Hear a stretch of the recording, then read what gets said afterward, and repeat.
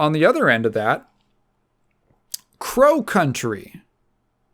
So Crow Country is another horror game.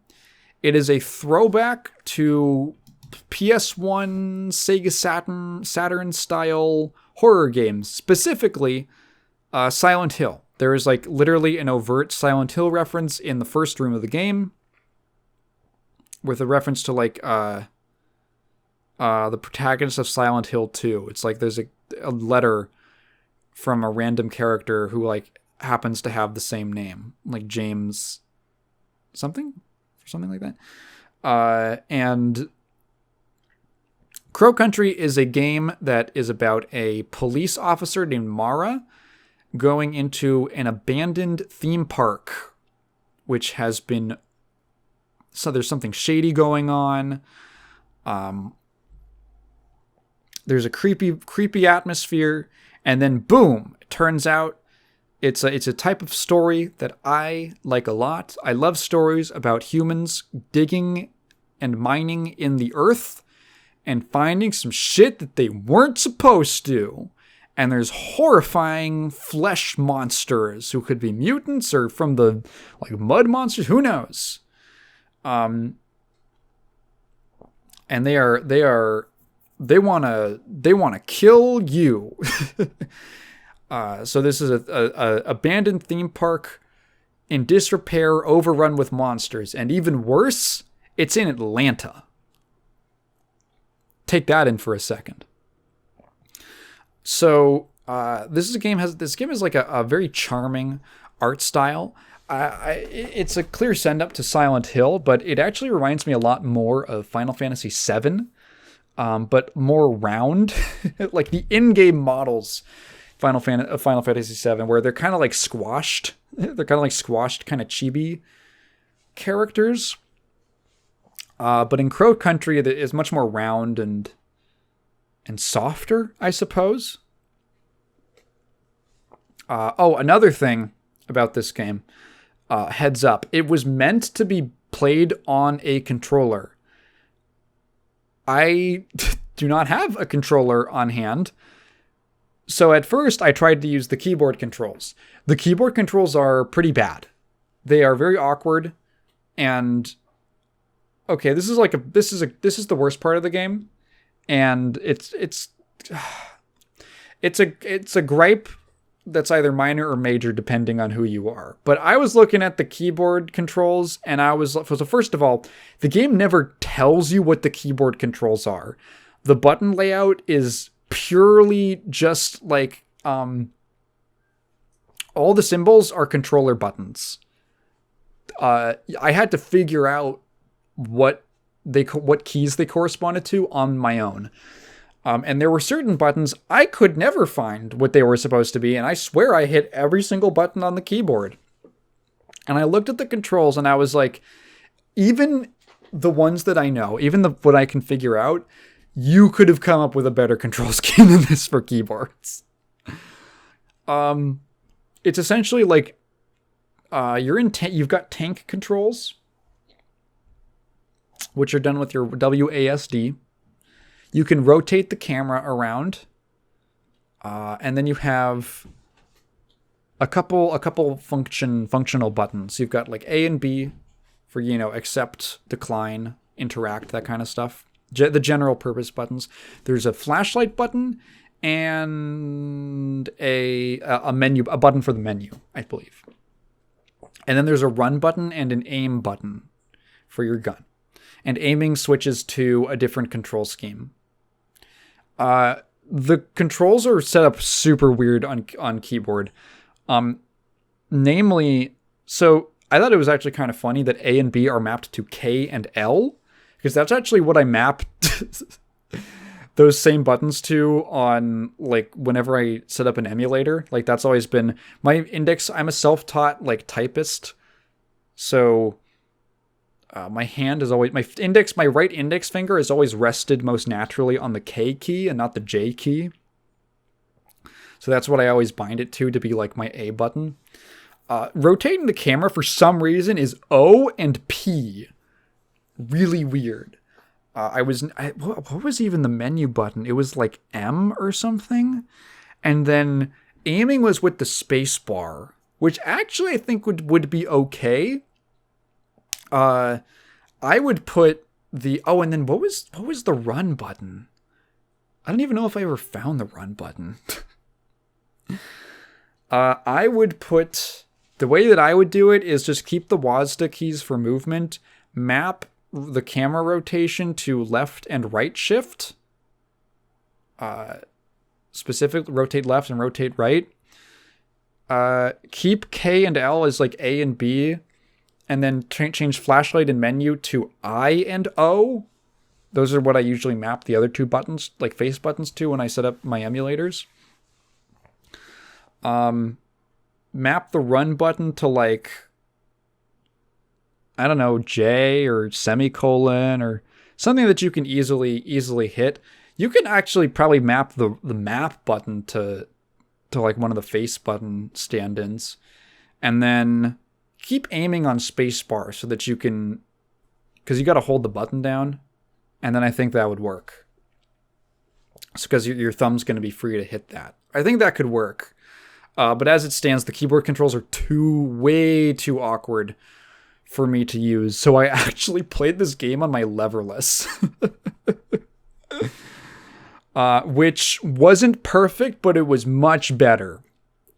It wasn't perfect because to rotate the camera, you use the right stick. Now, I don't know if the term leverless tipped you off to this fact, but there is no stick. There are no sticks on my big old box. However, I did find a workaround because hitting the aim button automatically rotates the camera to face the direction of your character. So I found a janky home solution to rotating the camera, which is something you will need to do as a regular part of gameplay to look around the environment. So with that out of the way, this demo was pretty cool. I liked it a lot. It's a very classic style of horror game with slow, kind of clunky controls, but the game is clearly designed around that. Enemies are very slow, and they take a lot of bullets. They take like 4 shots to the head to take down. And there is like manual aiming. Manual aiming and manual reloading, and all of that takes time. And there are situations where I'm like, okay, you know, I'm quite a distance away from that enemy. I'm safe. Yeah, I'm good. And then I pump like 2 or 3 shots into them, and they're getting like really close. And it's like, okay, well now it's a little more dangerous. And when they introduce, there's like one enemy in the demo who has higher health, much higher health than the other ones. And I had to take him out with a grenade, which is a thing you could pick up. Because just trying to shoot him regularly did not work, which I thought was cool. It probably did work eventually, you just need a lot of ammo for it. The other factor in that is that the camera, the angle that it's placed at, it's not always super easy to see, to like get a visual on an enemy. So you have to be a little bit closer. Plus the game straight up tells you that being closer deals more damage with your gun, which I don't know why a gun manufacturer would make it like that, but you know, that's the rules of Crow Country. So slow-paced, kind of high-stakes gameplay where they're throwing heavy-feeling gameplay. Heavy combat is what I would describe it as, where they're throwing these slow, tanky enemies at you. And I was a little worried because I was like, man, they're giving me a lot of ammo. And yeah, if you want to shoot everything, you're going to run through it. Thankfully, if you can always go back to your car, which is at the start of the game, and refill on ammo there.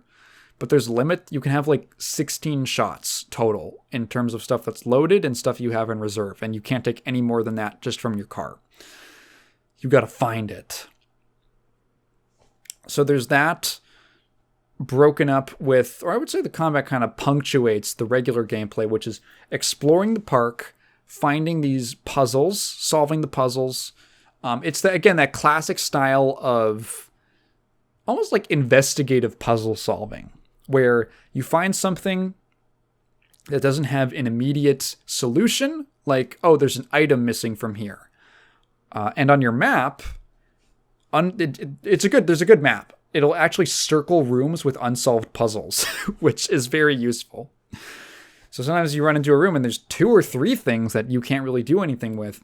You're like, okay, well, I'll get everything I can from here, leave, and then later on, you'll find, oh, here's a note that tells me about the code to this thing, or an item that I have to place here, or something like that. And you kind of go back. I don't know if there's a good term for it, but I've always called it leapfrog design, because you kind of like, it's not like a linear series of challenges. You get to an obstacle, and you can't solve it immediately. Metroidvania, hate that term. Metroidvania type games use this a lot. Metroid games use this a lot, where you get to something and you can't get past it, or you can't solve it, or you can't beat it, or whatever. So you gotta go somewhere else. You gotta go to a different room or something like that until you find the thing that is the key or the upgrade or whatever that you need. And then you double back to that room that had the thing you couldn't do before. And now you've unlocked a new progress. I like that style of gameplay. I find it pretty satisfying, and it encourages a lot of exploration. And it also generally is fun because it tends to put enough faith in the player that they can figure it out. They're going to be able to figure things out, and it rewards having a good memory and paying attention to the game, which I think is cool. I've always appreciated that stuff, and this game employs a lot of that. That is that's the style of gameplay that it's going for, which, again, I call leapfrog, because you're like leapfrogging over a problem to then come back to it later. You're not getting rid of it, you're just jumping past it. The demo took me about... How long did I spend on this? About, let's see, 102 minutes. So, let's just say an hour and a half or so. And it's pretty solid. I had a good time with it. If you're interested, it has good atmosphere. It has an intriguing mystery. You're trying to find Mr. Crow, and you don't know why. You don't know if there's some kind of personal connection between Mara and this guy who owns this theme park, which has some kind of weird illegal mining operation going on inside of it.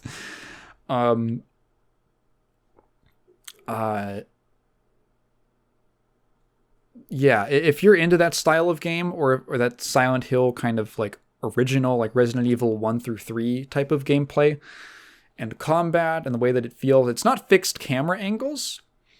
But it has kind of a similar vibe with a camera angle that kind of obscures some information, and you have to rotate it around and stuff like that to see everything.